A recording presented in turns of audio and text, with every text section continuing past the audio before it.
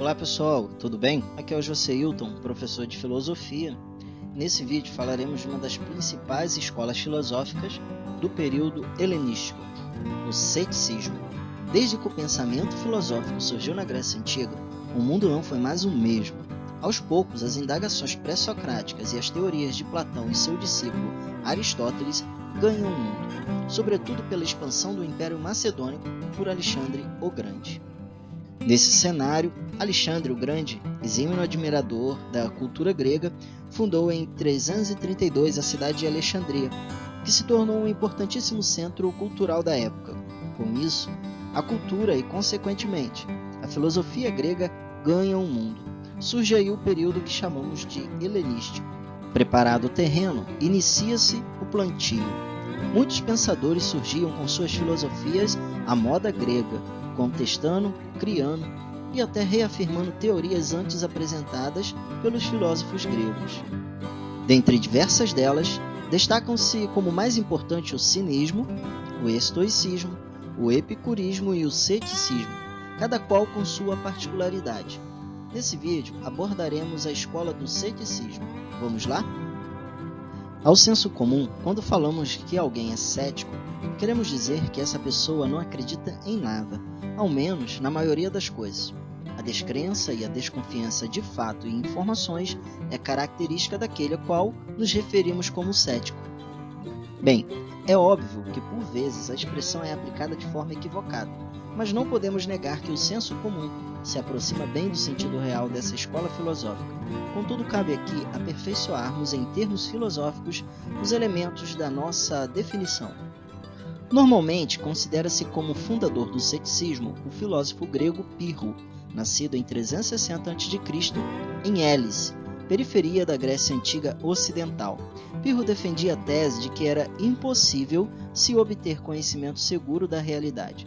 O termo cético tem sua origem no verbo grego skeptomai, equivalente a examinar, investigar. Os céticos negavam o dogmatismo filosófico, afirmando, portanto, que seria impossível se conhecer de fato a realidade, pois a sua natureza absoluta era inegavelmente incompreensível aos seres humanos. Nesse ponto, segundo os céticos, apenas podemos afirmar como as coisas nos parecem, mas nunca como elas são de fato. Neste plano teórico, surgem alguns conceitos importantíssimos para entendermos as teorias céticas. Em primeiro lugar, na impossibilidade de provarem ter atingido a verdade, os indivíduos deveriam adotar a catalepsia, que consistia em reconhecer a impossibilidade de compreender ou conceber qualquer coisa. Em segundo lugar, deveriam praticar a apoché. Esse termo servia para designar a atitude de não estabelecer julgamento sobre as coisas. O quarto conceito, usado por Pirro, era adóxia, que significava sem opinião.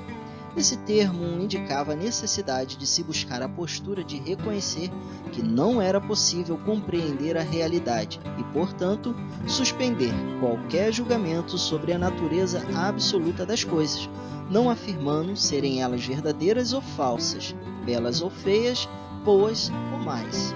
Por último, o termo ataraxia, que usado pelos céticos indicava os resultados de uma prática constante de suspensão de juízo de valor e do reconhecimento da impossibilidade de se alcançar qualquer tipo de conhecimento último da realidade. A ataraxia era o estado imperturbável, de tranquilidade plena que os céticos julgavam alcançar com suas práticas, que os levava à felicidade plena.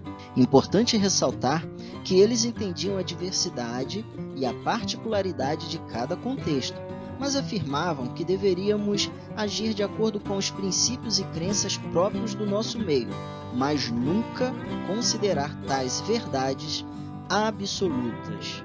E aí, pessoal, o que acharam? Espero que eu tenha ajudado e que tenham gostado.